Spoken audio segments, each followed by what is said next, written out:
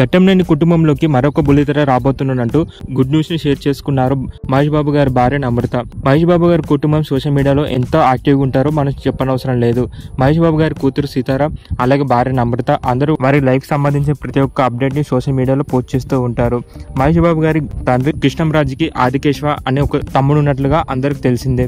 టాలీవుడ్ లో ఎన్నో super hit movies ని ప్రొడ్యూస్ చేసి ఒక మంచి ప్రొడ్యూసర్ గా సక్సెస్ఫుల్ గా కొనసాగుతున్నాడు. ఆదికేశవ కొడుకు బాబీ ఘట్టంనేని త్వరలోనే తండ్రి కాబోతున్నట్టు చెప్పుకొచ్చారు. 2016లో చంద్రబాబు గారి దగ్గర బంధువైన ప్రియాంకని పెళ్లి చేసుకున్నాడు. పెళ్లైన ఇన్నాళ్ళకి తండ్రి కాబోతున్న విషయాన్ని ఘట్టంనేని కుటుంబం అంతా సంతోషాన్ని వ్యక్తం చేశారు. మహేష్ బాబు గారి భార్య అమృత ప్రియాంకతో శ్రీమంతం సంబంధించిన కొన్ని పిక్స్ ని షేర్ చేసుకున్నారు.